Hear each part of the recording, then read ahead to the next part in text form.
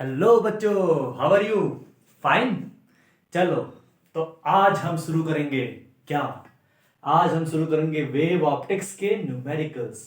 Last video में हमने क्या पढ़ा था? हमने इंटरफेरेंस पढ़ लिया। साथ ही साथ एक मिनट में ये माइक लगा दूं, उसके बाद कंटिन्यू करते हैं।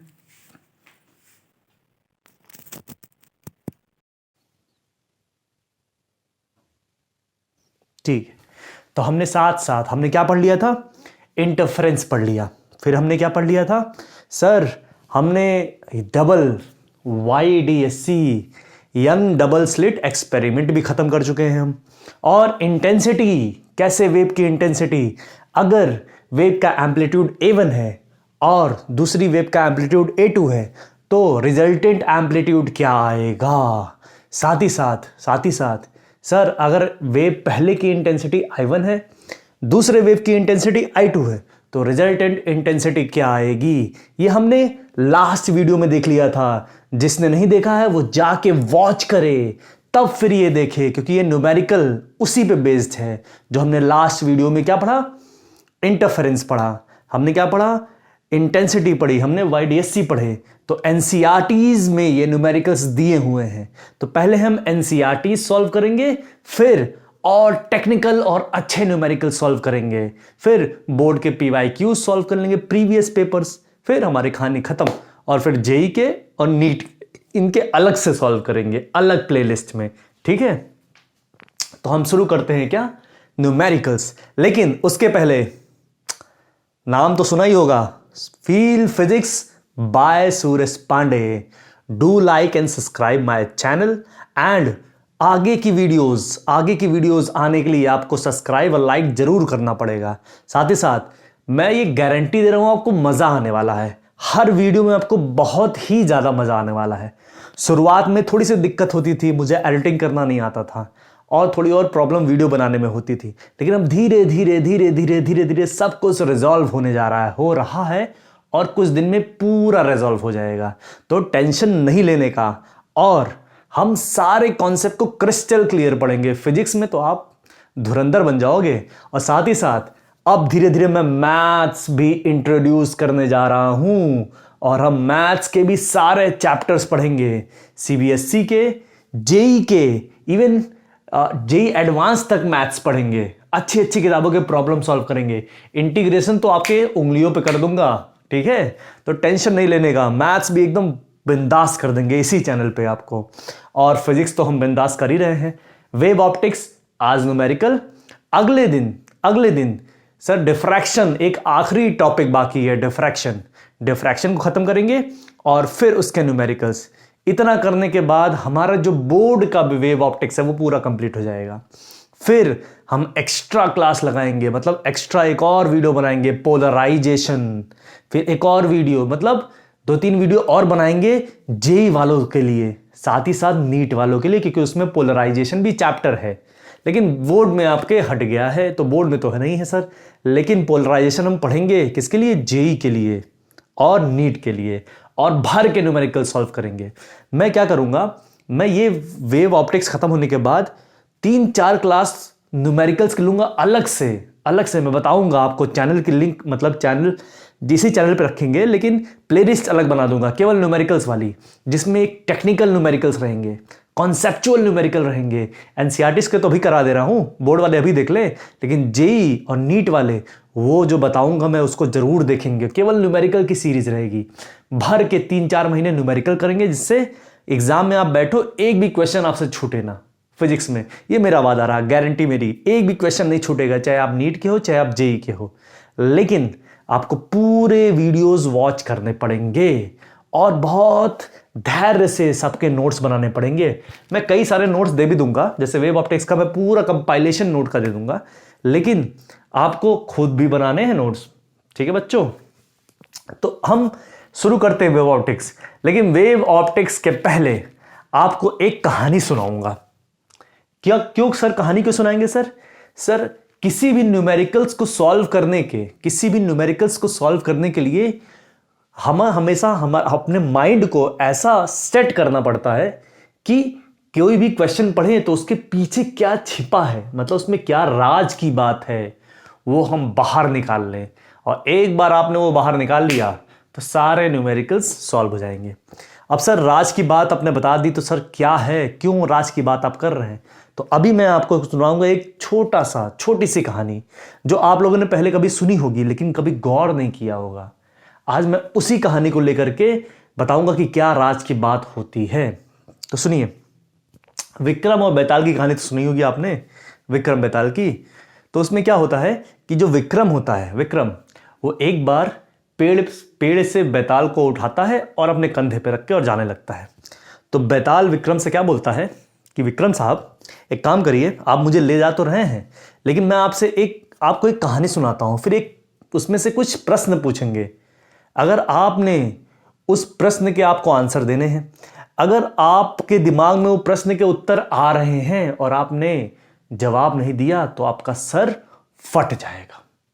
और अगर आपके प्रश्न के उत्तर ठीक है आ रहे हैं और आपने जवाब नहीं दिया तो सर फट जाएगा, मतलब आपका सर चारों दिशा में फट के अलग अलग हो जाएगा। लेकिन अगर आपके दिमाग में अगर आपने जवाब दे दिया, मतलब जो सवाल आपके दिमाग में आए उसका आपने उत्तर दे दिया, तो क्या होगा, तो मैं वापस से आपके यहां से उड़ के भाग के उसी पेड़ पे चला जाऊंगा। तो ये बोला बेताल ने विक्रम से। तो विक्रम ने क्या बोला, विक्रम कुछ नहीं बोला, विक्रम चल रहा था। तो बेताल ने कहानी अपनी स्टार्ट की। तो ध्यान से सुनना, क्यों मैं ये बता रहा हूं, इसका पर्पज है। जब बेताल ने अपनी कहानी स्टार्ट की तो बेताल ने क्या बोला विक्रम से कि एक बार एक बहुत खूबसूरत सी नारी मतलब एक कन्या, एक बहुत खूबसूरत सी लड़की है और उसके पिताजी हैं, और पिताजी को लड़की की शादी करानी है, ठीक है। और पिताजी ने देखा कि भाई शादी के लिए 3 वर थे, 3 आदमी थे, और तीनों अपने आप में धुरंधर, सब सारे निपुण थे, सारे कलाओं में निपुण थे, मतलब माहिर थे। एक तरीके समझ लीजिए स्वयंवर हो रहा था। पिताजी लड़की की शादी करवाना चाहते थे जिसमें से 3 रिश्ते आए और तीनों अपने आप में धुरंधर, एक से एक बढ़ के। अब भाई लड़की और पिताजी दोनों कंफ्यूज कि किससे शादी करवाई जाए, दोनों कंफ्यूज, लड़की भी कंफ्यूज और पिताजी भी कंफ्यूज, किससे शादी करवाई जाए। तो लड़की बहुत सोचने पर ध्यान आया, मतलब लड़की को और पिताजी को मिल के घर में बैठ के बातचीत किए कि इसके अंदर ये अच्छाई है, इसके अंदर ये, इसके अंदर ये, इसके अंदर। फिर एट लास्ट कंक्लूजन क्या आया कि भाई सभी के अंदर सभी अच्छाइयां हैं, सब ठीक है, तो शादी किससे की जाए, ये दुविधा दोनों को पड़ी रह गई। अब जब ये दुविधा पड़ी हुई तो लड़की ने क्या कहा, लड़की ने कहा कि भाई मेरे से तो नहीं रहा जा रहा है, मैं जा रही हूँ सुसाइड करने। लड़की ने सुसाइड कर लिया क्योंकि उसको समझ ही नहीं आ रहा था किससे शादी करें, उसने सुसाइड कर लिया। अब जैसे ही उसने सुसाइड किया तो भाई तीनों जो लड़के थे, एक लड़का तो लड़की के वियोग में अपने प्राण त्याग दिया, ठीक है। बोला भाई मैं तो नहीं जी पाऊंगा, अब मैं भी जा रहा हूं सुसाइड करने, उसने सुसाइड किया। सर दूसरा लड़का क्या किया, 3 लड़के थे ना, दूसरे लड़के ने पूरा योगी बन गया और भटकने लगा दर दर, एक से दूसरे जंगल, दूसरे से तीसरे जंगल, और बड़ी बड़ी जगह जाने लगा।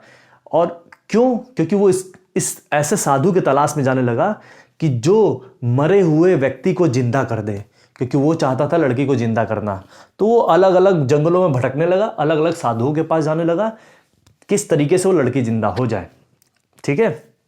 और तीसरे वाले ने क्या किया, उस लड़की का पूरे रोज शरीर को नहलाता धुलता साफ करता, फिर वैसे ही रख देता। ये 3 लोग काम करने लगे। अब जो लड़का दूसरा वाला जो भटक रहा था कि मरे हुए लोग को जिंदा करने वाला साधु मिल जाए, तो उसको मिल भी गया। साधु ने पूरी शक्ति उसको भी दे दी, पूरा ज्ञान भी दे दिया किस तरीके से जिंदा करना है। अब जैसे ही ज्ञान पाए वो भागे आया लड़की के बॉडी के पास, लाश के पास। फिर वहां उसको निकाला, फिर उसमें उसने क्या की, जान फूंक दी, लड़की हो गई जिंदा, ठीक है। जैसे ही लड़की जिंदा हुई तो बैताल ने फिर विक्रम से पूछा, अब बताओ भाई कि वो लड़की किससे शादी करेगी।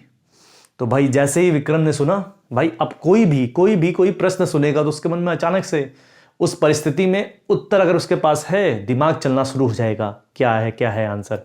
ये नॉर्मल है, ये सबके साथ होता है। आपको भी प्रश्न कोई पूछा जाए तो आपका भी दिमाग चलना शुरू हो जाएगा कि इसको किस तरीके से सॉल्व किया जाए, जैसे अभी ये दूंगा मैं, तो ये नॉर्मल है। तो भाई सबके दिमाग में चलने लगता है। तो लड़की विक्रम के दिमाग में चलने लगता है। अब विक्रम के दिमाग में आता है क्या अब देखना विक्रम के सेंस ऑफ ह्यूमर, कितना ब्रिलियंट माइंड का विक्रम था। उसने उस बैताल की कहानी के पीछे छिपे हुए मर्म को, राज को पहचान लिया। जो आपको क्वेश्चन में देख के राज को पहचानना होता है, विक्रम ने उस राज को पहचान लिया। क्या पहचाना? विक्रम ने पहचाना, बोला कि सर, मतलब बैताल से बोला, बैताल भाई सुन ले, जो लड़का उसको जिंदा किया, क्योंकि जिंदा या किसी को पुनः जीवन देना वो एक पिता का धर्म है, एक पिता करता है। एक पिता पुनः किसी को, मतलब किसी को बर्थ देना, किसी को जिंदा करना, किसी को जीवित करना, मतलब किसी को पैदा करना, वो पिता का कर्तव्य होता है, पिता का काम। तो वो तो पिता बन गया एक तरीके से, तो वो तो भाई शादी नहीं कर सकता। थर्ड वाला जो व्यक्ति था वो तो कट ऑफ हो गया। दूसरे वाले का क्या बात हुई? दूसरे वाले को विक्रम ने बोला कि भाई, दूसरे वाले ने उसका उस लाश की सेवा की, और सेवा करने का धर्म एक पुत्र का होता है। तो वो जो दूसरा वाला व्यक्ति था, वो तो पुत्र बन गया, जो उसकी लाश को या उसकी बॉडी को हमेशा नहला धुला के साफ करके रख देता था। सर वो भी कट गया, बचा तीसरा। तो तीसरे से हो जानी थी शादी, जो उसने खुद सुसाइड कर लिया। तो उसके वियोग में यही एक प्रेमी का कर्तव्य है, ठीक है। वियोग में उससे वो हो गया, मतलब बर्दाश्त नहीं कर पाया दूरी। तो ये हुई तीसरी कहानी। तो पहला वाले के साथ उसकी शादी हो गई। अब जैसे ही, क्योंकि उसने बोला था बैताल ने, जैसे ही विक्रम आप आंसर दोगे मैं भाग जाऊंगा, वो भाग गया। ऐसे 25 से 30 बार भाग गया। तो देखना यहां पे पहला ज्ञान क्या मिला आपको, कि जैसे विक्रम ने उस कहानी के पीछे मर्म पहचान लिया, वैसे क्वेश्चन को आप पढ़ के इसका मर्म पहचानना है। और दूसरी चीज जो आज का मेन ज्ञान है, कभी भी एक मौन मतलब एक साइलेंस की कितनी वैल्यू होती है। अगर विक्रम ने आंसर नहीं दिया होता तो वो हो सकता था कि बैताल नहीं भागता, लेकिन विक्रम के आंसर देते ही भाग गए, क्योंकि विक्रम रह ही नहीं पाए। उनको जवाब आया, तुरंत उसने आंसर दे दिया। मतलब कई बार हमें आंसर्स, उत्तर पता होंगे क्वेश्चन के, इसका मतलब ये नहीं है कि उस उत्तर को देने के लिए हम इतना परेशान हो जाए, क्लास में चिल्ला के कई सारे बच्चे देते सर मुझे पता है। जब तक टीचर ना बोले तब तक आपको आंसर नहीं देना है। मौन में इतनी पावर होती है। तो हमें हमेशा चुप रहना सीखना चाहिए, और साथ ही साथ लगातार परिश्रम करना सीखना चाहिए, ठीक है। तो आज दो सब चीजें आपने सीखी। एक, मौन, साइलेंस की पावर। साइलेंस में इतनी पावर है कि हमारे यहाँ के ऋषि मुनि लोग जंगल में जाके तपस्या करते थे। क्यों? साइलेंस धारण करने के लिए, शांत रह के एकांत फोकस बढ़ाने के लिए। जो व्यक्ति साइलेंस को अपनाता है, शांत रहता है, वो उसकी चेतना, उसका फोकस, उसका किसी भी चीज को देख के उसका हर अपने दिमाग को केंद्रित करना, ये बहुत स्ट्रांग हो जाता है। साइलेंस में इतनी पावर होती है। और दूसरा कि भाई आंसर आते हुए देखो विक्रम ने बता दिया था तो बैताल भाग गया, नहीं बताए होते तो वो साइलेंस की पावर जो थी वो बैताल को उसके साथ लेके चली जाती। तो साइलेंस हमने पावर देखा। ऋषि मुनियों के बारे में बताया मैंने, साइलेंस की वजह से वो अलग जगह ढूंढते थे। क्यों? जिससे वो ईश्वर से अपना संबंध स्थापित कर पाए, वापस जा पाए ईश्वर के धाम। तो ये चीज हुआ सर। और पहली चीज जो उसने आंसर दिया, तो भाई आपको भी क्वेश्चन देख के क्वेश्चन के पीछे का मर्म पहचानना है, ठीक है। तो चलो भाई हम अपनी कहानी यही खत्म करते हैं, वीडियो बड़ी हो जाएगी। आज अब देखते हैं क्या सर, क्वेश्चंस, ठीक है। इट्स क्वेश्चन टाइम सर, ठीक है। चलो तो हमने क्या बोला सर, शुरू करें। वेव ऑप्टिक्स न्यूमेरिकल्स, एनसीईआरटी का है भाई। एनसीईआरटी खोलो खोलो खोलो खोलो एनसीईआरटी। एनसीईआरटी में भाई क्वेश्चन नंबर 4 है ये, एनसीईआरटी क्वेश्चन नंबर 4 है एनसीईआरटी का, देख लेना आप। सर इसमें वाईडीएससी के बारे में क्या बताया, ये लीजिए एक वाईडीएससी मतलब यंग डबल स्लिट एक्सपेरिमेंट हो रहा है, ठीक है। वाईडीएससी दे दिया, स्लिट सेपरेटेड बाय इतना मीटर, स्लिट इतना मीटर सेपरेट कर दिया, मतलब स्लिट की दूरी इतनी मीटर। स्मॉल डी आपने पढ़ा था वाईडीएससी में, ये होता है, देखना ध्यान देना, ये आपकी स्लिट थी, स्लिट की डिस्टेंस स्मॉल डी, और ये मान लो स्क्रीन थी आपकी, यहां से दूरी थी, यहां से आपका एक वेव जाता था, यहां से दूसरा वेव, आपस में सब इंटरफ्रेंस पर्दे पे, स्क्रीन पे, ठीक है। तो हमने बोला सर ये डी होता था और ये जो दूरी होती थी ये बड़ा डी होता था, ठीक है। ये तो क्लियर था। सर परपेंडिकुलर ऐसे गिराते थे, सर ये थीटा बनता था, ठीक है। तो ये सारी चीजें क्लियर थी। हमने कल लास्ट वीडियो में जो नहीं देखा वो जाके पढ़े पहले लास्ट वीडियो, उसके बाद यहां आए तो उसको मजा आ जाएगा, क्रिस्टल क्लियर हो जाएगा। तो सर ये थी कहानी पूरी YDSC की। सर डिस्टेंस दी, ये डी और ये था सर। लेकिन क्वेश्चन में क्या बोला? क्वेश्चन बोला उसने कि सर जो YDSC है उसमें एक्सपेरिमेंट हुआ और स्लिट की दूरी इतनी थी, लिख दिया। उसने बोला स्क्रीन प्लेस्ड एट इतना डिस्टेंस, मतलब बड़ा डी ये है, स्क्रीन इतनी दूरी पे रखा गया था। मैं क्यों मार्क कर रहा हूं, ब्रैकेट बना रहा हूं, क्योंकि इसके इंपॉर्टेंस है, सब यूज करना है। सर स्मॉल डी वो हो गया, स्मॉल डी हो गया, बड़ा डी ये हो गया, ठीक है। Distance between central bright fringe and fourth bright fringe, मतलब ये क्या बोल रहा है कि पहली ब्राइट फ्रिंज मतलब सेंट्रल ब्राइट फ्रिंज और फोर्थ ब्राइट फ्रिंज के बीच में डिस्टेंस क्या होगी। तो हमने क्या बोला था, एडजेसेंट मतलब पहली ब्राइट फिर दूसरी ब्राइट के बीच में जो दूरी होती है उसको क्या बोलते हैं, बीटा या ओमेगा। क्या था, फ्रिंज विड्थ। हम क्या बोलते हैं भाई, बीटा, जिसको हम ओमेगा भी बोल सकते हैं। ये होता है फ्रिंज विड्थ, फ्रिंज के बीच की विड्थ क्या हो गया। फ्रिंज विड्थ कितनी होती थी, याद करो कल ही पढ़ाया था। फ्रिंज विड्थ होती है सर लैम्डा बड़ा डी अपॉन स्मॉल डी, ये होती है फ्रिंज विड्थ। क्या होती है, लैम्डा बड़ा D upon small D. Sir ये तो हो गया, एक मिनट पानी, थोड़ा कहानी सुनाया, पूरा गला सूख गया मेरा, ठीक है। तो लैम्डा बड़ा D upon small D.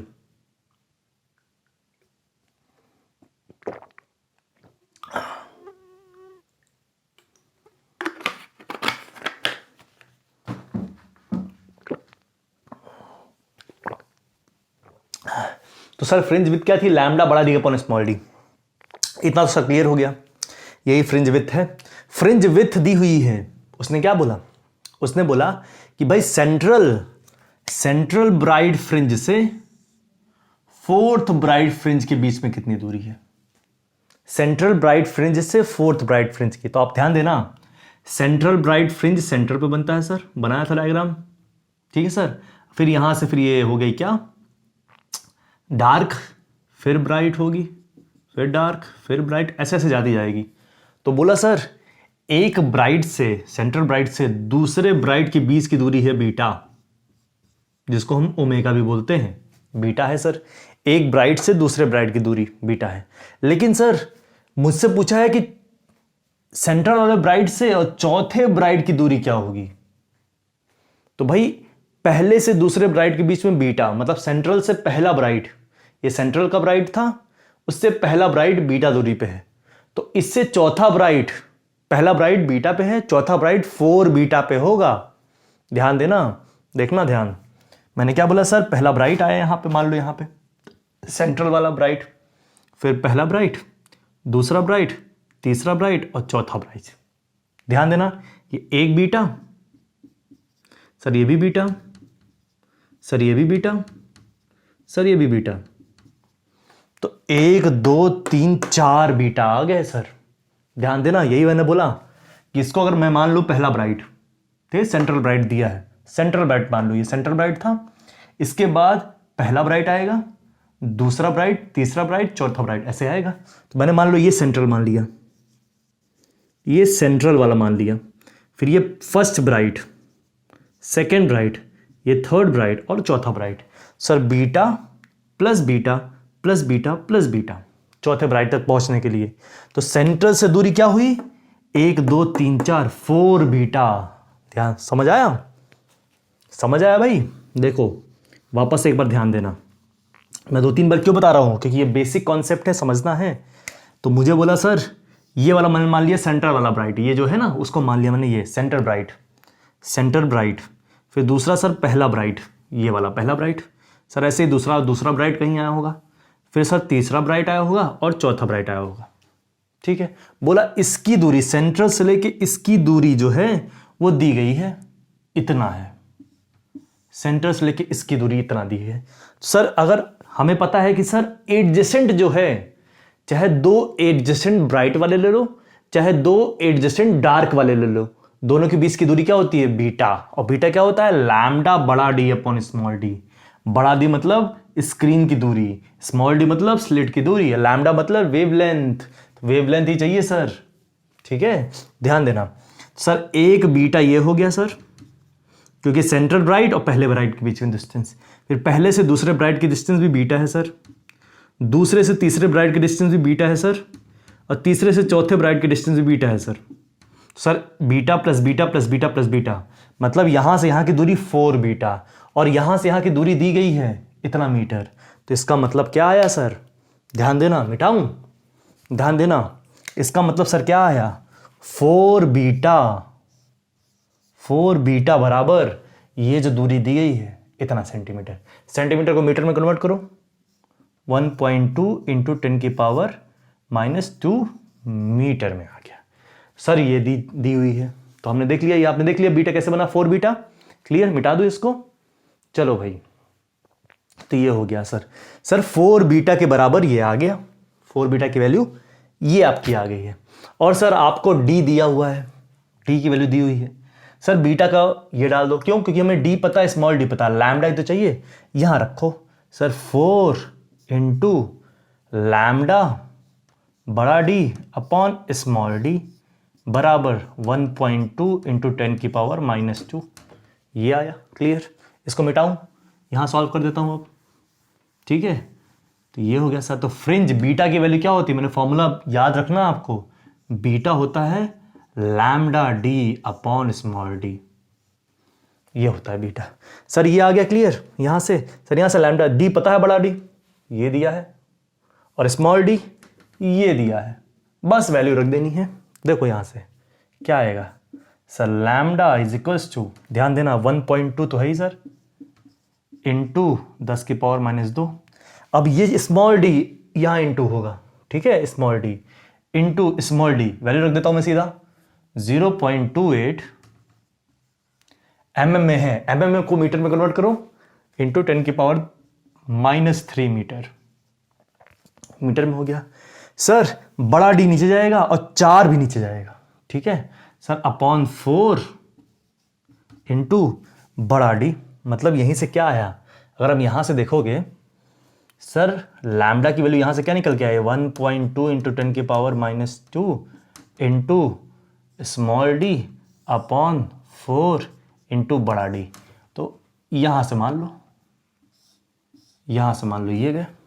Clear sir, इसको कैलकुलेट कर लो। 4 बड़ा डी की वैल्यू क्या है? 1.4, ये है, मीटर में ही, कोई दिक्कत नहीं है सर। इसको हटाओ डेसिमल, ये डेसिमल हटाओ।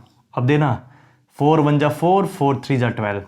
अब यहां भाई ये 2 डेसिमल है, इसको हटाओ, नीचे 100 आ गया। क्लियर। अब 14 से 7 2 जा 14, 7 4 जा 28, फिर 2 1 जा 2, 2 2 जा 4। मतलब क्या आया? यहां से 3 दूनी 6, 6 इंटू 10 की पावर 2, 3 2 5 2 7 -7। क्लियर। 3 2 जा 6 इंटू 10 की पावर -7। तो आंसर क्या बना सर? लिखता हूं लैम्डा, लैम्डा आपका आया 3 2 जा 6 इंटू 2 3 2 5 2 7,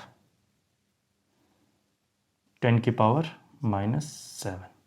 ये आपका लैम्डा आ गया, ठीक है। माइक्रो में लिखें, अगर इसे माइक्रो में लिखें तो क्या करेंगे सर? तो यहां पे एक पावर चढ़ा दो, 0.6 माइक्रोमीटर, 0.6 माइक्रोमीटर लैम्डा आ गया। क्लियर। तो हमारा यहां पे क्वेश्चन नंबर 4 एनसीईआरटी का सॉल्व हो गया। अब हम अगले क्वेश्चन पे चलेंगे। अगला क्वेश्चन क्या है? ठीक है, देखो माइक्रोमीटर में है, इसको आप मिलीमीटर में भी कन्वर्ट कर सकते हो, ठीक है, दिखाता हूं यहां पे। ये हो गया, इसको मिटाओ, ये लो भाई, ये लो, ये क्वेश्चन मिट गया सर। अब ध्यान दीजिएगा, इसी को अगर मिलीमीटर में लिखूं, जैसे एनसीईआरटी में पीछे मिलीमीटर में दिया हुआ है तो मिलीमीटर में कन्वर्ट कर दो। सर 0.6 माइक्रोमीटर था, इसको मिलीमीटर में लिखेंगे तो 600 मिलीमीटर आपका आंसर आ जाएगा। चाहे ये आंसर लिखो 0.6 माइक्रोमीटर, चाहे आप 600 मिलीमीटर लिख दो, ठीक है। 3 तो ये हो गया। सर इतना हो गया, क्योंकि माइक्रोमीटर को मिलीमीटर में कन्वर्ट करना तो आता ही है ना भाई, ये तो सीखना पड़ेगा आपको। ये भी सिखाऊं क्या? इतना क्लियर हो गया सर। ये तो सर क्वेश्चन बन गया। अब अगले क्वेश्चन पे जाते हैं। एनसीईआरटी का ही लूंगा, नेक्स्ट क्वेश्चन भी। चलो भाई, क्वेश्चन क्या लिखा था? क्वेश्चन दिया है, हाँ, एक वाईडीएससी एक्सपेरिमेंट हुआ यूजिंग मोनोक्रोमैटिक लाइट, ठीक है। तो ये भी क्या है सर? क्वेश्चन नंबर 5 एनसीईआरटी का, क्वेश्चन नंबर 5, ठीक है, एनसीईआरटी का। एनसीईआरटी खोल लो, देखो ध्यान देना। 5वां क्या बोला? वाईडीएससी एक्सपेरिमेंट है सर, वाईडीएससी एक्सपेरिमेंट है, ठीक है। क्या बोला? Using monochromatic light, using monochromatic light. Monochromatic, monochromatic का भी बताया था कल कॉन्सेप्ट। अगर मोनोक्रोमैटिक देखना तो क्या समझना है? Using monochromatic light of wavelength lambda, monochromatic light of wavelength lambda, ठीक है। वेवलेंथ लैम्डा दिया हुआ है, ठीक है। एनसीईआरटी खोलो और क्वेश्चन पढ़ो जल्दी से, फटाक से। वेवलेंथ लैम्डा, और क्या दिया है? Intensity of the light at point on the screen where path difference is lambda. इसके बोला है intensity of the light, intensity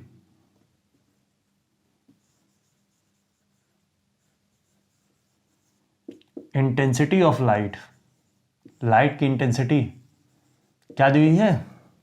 at point on the screen where the path difference is lambda is K. यार लिख देता हूं ऐसे ही, at point on the screen where path difference, where path difference, path difference ध्यान देना, delta x, where path difference, difference लिखना है सर, वेयर पाथ डिफरेंस क्या है? इज लैम्डा, मतलब पाथ डिफरेंस भी लैम्डा दे दिया, ठीक है, इसके यूनिट। तो इसने क्या दिया? जो इंटेंसिटी है लाइट की, कहां पे? एट पॉइंट, उस पॉइंट पे स्क्रीन पे जहां पे पाथ डिफरेंस लैम्डा है, मतलब जहां पे आपका पाथ डिफरेंस लैम्डा हुआ था स्क्रीन पे, वहां पे इंटेंसिटी की वैल्यू के यूनिट है, ठीक है सर। इतना दे दिया। What is the intensity of light when path difference is इतना, पूछा है। इंटेंसिटी बताओ क्या होगी? आई फॉर इंटेंसिटी लिख दो क्या? What is the intensity, intensity when delta x होता है path difference, when delta x is lambda by 3, when delta x is lambda by 3, ठीक है।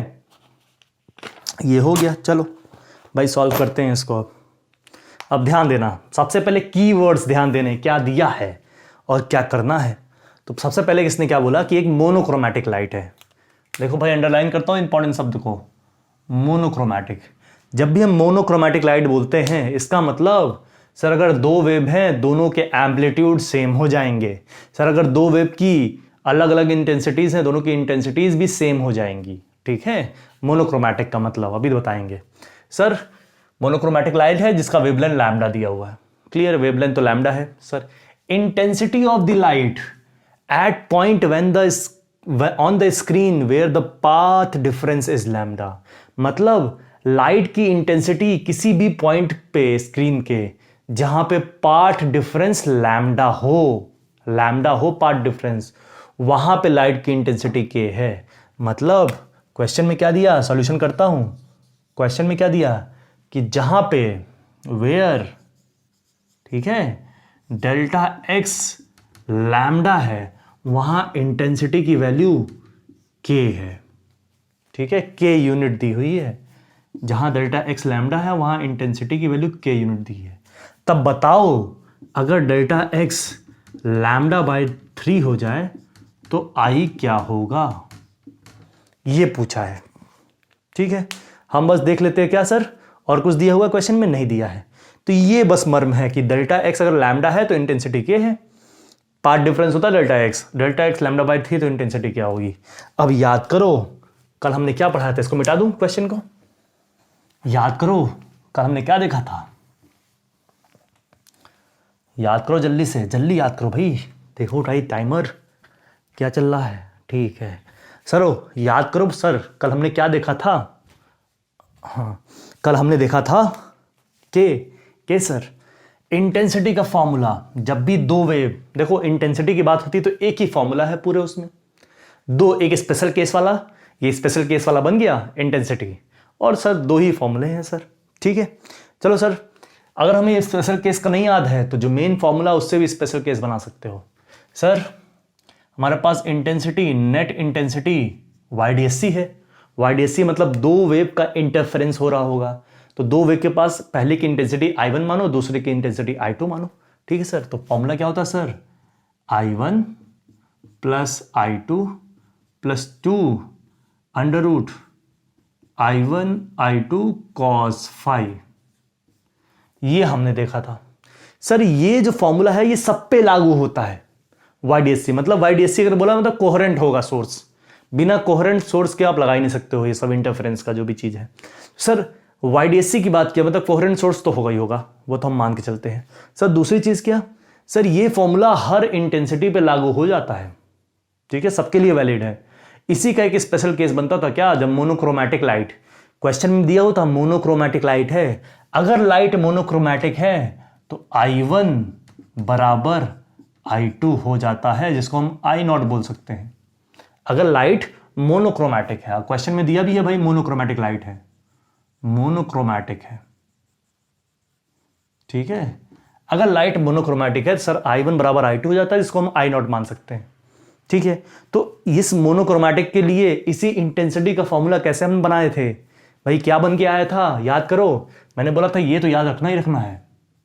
साथ साथ जब मोनोक्रोमैटिक लाइट दिया हो तो इंटेंसिटी का फॉर्मूला यहीं पे I1 I2 को बराबर रख दो, देखो I1 I2 I0 रख दो, तो ये हो गया 2 I0। ठीक है, मैंने कल डिराइव करवाया था भाई, ये 2 I0 हो गया, और सर यहां I1 I2 बराबर करो I0 इसका मतलब 2 I0 cos फाई। सर मैंने क्या बोला था, यहीं पे कॉमन करके 2 I0 कॉमन करो, 1 प्लस cos फाई, इसका डायरेक्टली फॉर्मूला लिखवाया था, क्या बना था सर 2 I0 और 1 प्लस cos फाई क्या होता है 2 cos स्क्वायर फाई बाई 2। तो यहां से इंटेंसिटी क्या आई, यहां से intensity I 4 I0 cos square phi by 2।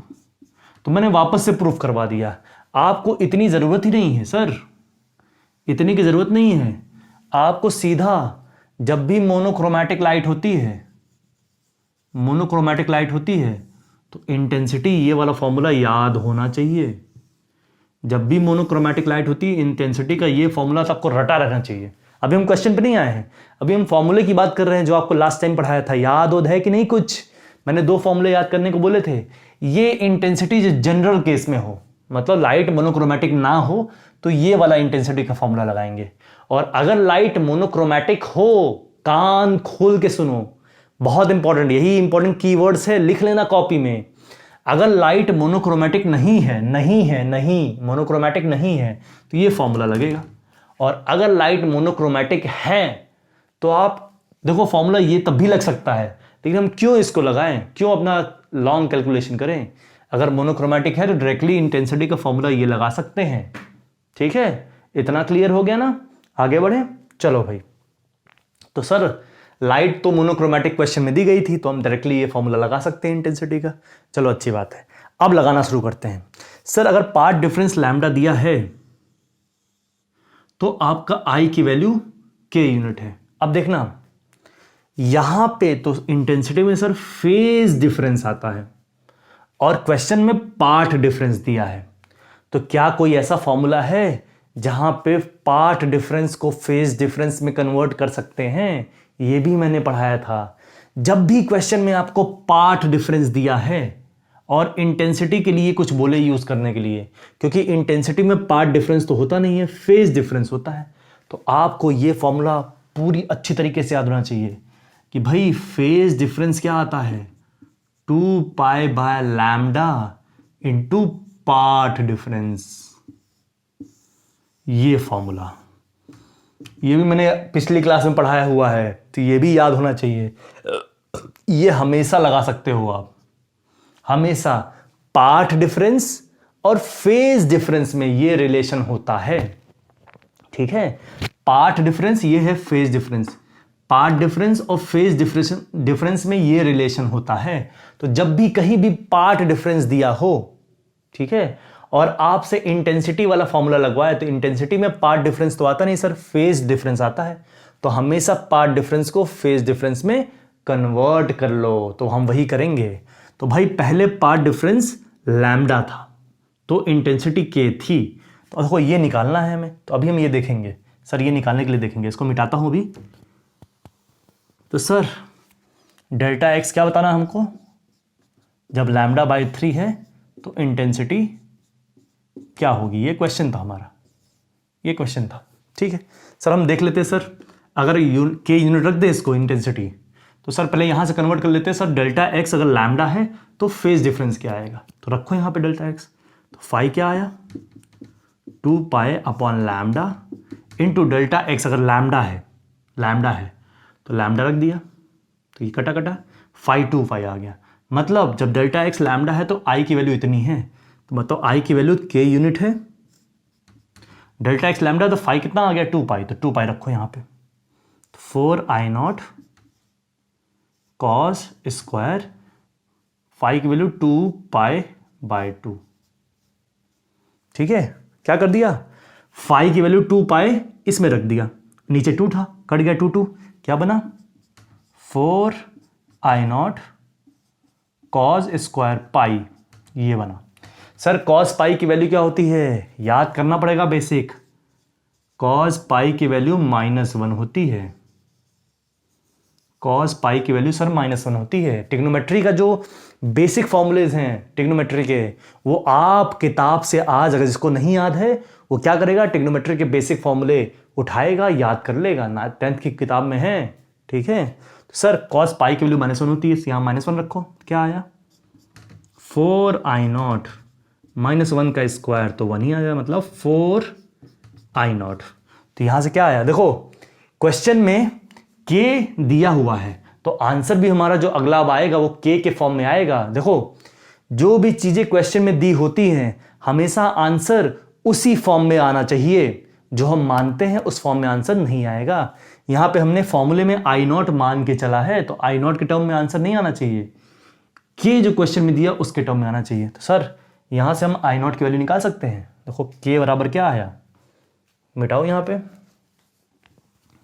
ये लो भाई, तो सर के की वैल्यू क्या आई, के की वैल्यू आपकी आई 4/I0, 4I0, के की वैल्यू 4I0 आई, बराबर में है सर 4I0।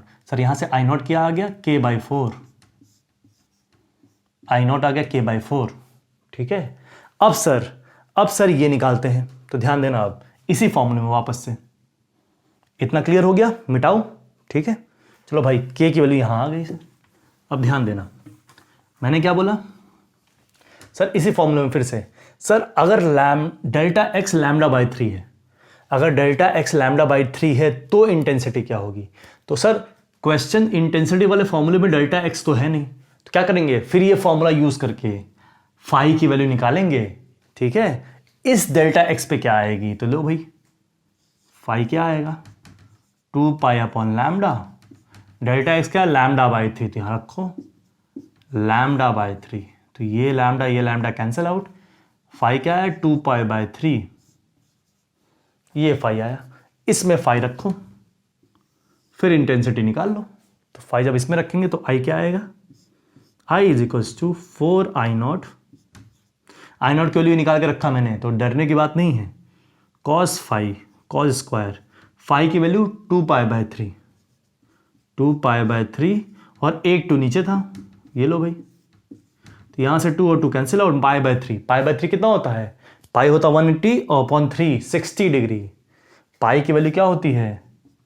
180 और बाय 3 है, बाय 3 कर दो, तो ये क्या आया? 60 डिग्री आया। सर cos 60 की वैल्यू क्या होती है? फिर से टेबल आ गया। आया किसका टेबल? जो आपका बेसिक फॉर्मूला है, तो याद रखना पड़ेगा आपको। cos 60 की वैल्यू होती है 1/2 sin 30। cos 60 की वैल्यू क्या होती है? 1/2, मतलब cos ऑफ π/3 बराबर 1/2 होती है। ठीक है, रखो यहां पे सर 4 आई नॉट, cos की वैल्यू 1/2 का स्क्वायर, तो ये क्या आया? 4 I naught by 4, 4 cancel out, I naught आया। तो इंटेंसिटी आई नॉट के बराबर है। आई नॉट क्या था? K/4, तो रख दो वहां पे। तो यहां से आई क्या निकल के आया? आई निकल के आया आपका, यहां से आई निकल के आपका आया आई नॉट, और आई नॉट की वैल्यू क्या है? K/4। तो आपका ये आंसर हो गया। सर देखो K के टर्म्स में आंसर लेके आए हम, K के टर्म्स में, तो आई नॉट के टर्म्स में आंसर नहीं लाना है, क्योंकि क्वेश्चन में आई नॉट नहीं दिया, हमने फॉर्मूले में मान के चलते आई नॉट आ गया। देखो I1 I2 को आई नॉट माना था, ठीक है, आई नॉट माना था, लेकिन क्वेश्चन में इंटेंसिटी की वैल्यू K दी गई थी, तो हमने वहां से क्या निकाला? आई नॉट की वैल्यू K/4 पहले इक्वेशन से, दूसरे इक्वेशन में रख के हमने ये निकाल लिया। तो ये क्वेश्चन एक अच्छा क्वेश्चन था। ऐसे क्वेश्चन इवन जेई में भी आते हैं, जेई मेंस में ऐसे क्वेश्चन पूछे जाते हैं और एडवांस तक में ऐसे क्वेश्चन आते हैं। ये अच्छा क्वेश्चन था एनसीईआरटी का, इसलिए मैंने पिकअप किया। ठीक है, क्लियर हो गया सर? तो हमने देख लिया क्या? क्वेश्चन नंबर 5 भी देख लिया। K/4 आंसर आ गया आपका, कहानी खत्म हो गई। तो हमने यहां से दो चीज सीखी कि सर अगर पार्ट डिफरेंस में दिया है और इंटेंसिटी की बात कर रहे हैं, तो इंटेंसिटी में फॉर्मूले में फेज डिफरेंस दिया होता, फाई दिया होता है, तो सर हम क्या करेंगे? पार्ट डिफरेंस को फेज डिफरेंस में कन्वर्ट करेंगे, फिर फॉर्मूले में रखेंगे। ठीक है, पार्ट डिफरेंस को फेज डिफरेंस में कन्वर्ट करेंगे, फिर फॉर्मूले में रखेंगे। ये तो हो गई सर आपकी क्वेश्चन 2। एक मिनट,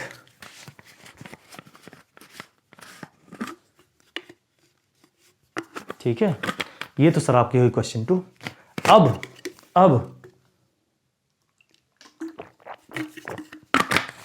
अब अगले क्वेश्चन की तरफ बढ़ते हैं। अगला क्वेश्चन क्या है सर? अगला क्वेश्चन क्या था भाई? हाँ लो भाई, मिल गया। अगले क्वेश्चन में दिया है, लिख लेता हूं, क्वेश्चन नंबर 6 है एनसीईआरटी का। ठीक है, क्वेश्चन नंबर 6 की बात कर रहे हैं हम लोग। क्वेश्चन 6 बोलता है a beam of light consist of 2 wavelength. ठीक है, एक बीम ऑफ लाइट है, इसमें 2 वेवलेंथ है। अब देखो ये क्वेश्चन एनसीईआरटी में थोड़ा अधूरा लिखा हुआ है, तो हम भी अधूरे तरीके से आंसर देंगे। ठीक है, बोला एक 2 बीम ऑफ लाइट है, इसको मिटाओ भाई। क्वेश्चन नंबर 6 एनसीईआरटी का बोला है क्या? बीम ऑफ लाइट है consist of 2 wavelength. Beam of light है, खोल लो भाई NCERT question number 6। A beam of light, beam of light consist of 2 wavelength. ठीक है, कंसिस्ट ऑफ 2 वेवलेंथ, 2 वेवलेंथ है,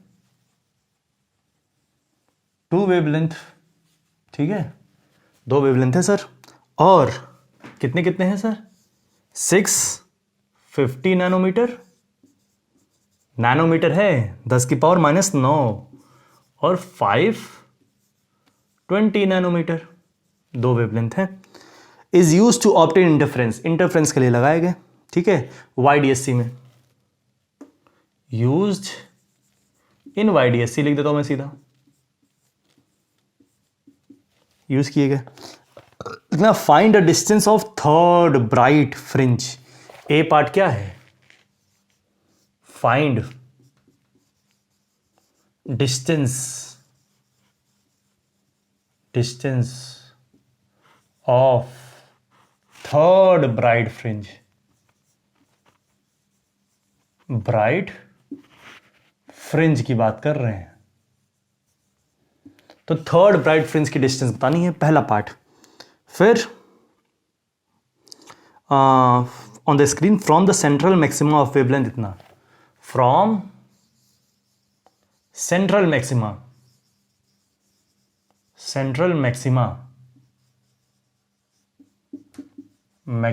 ऑफ वेवलेंथ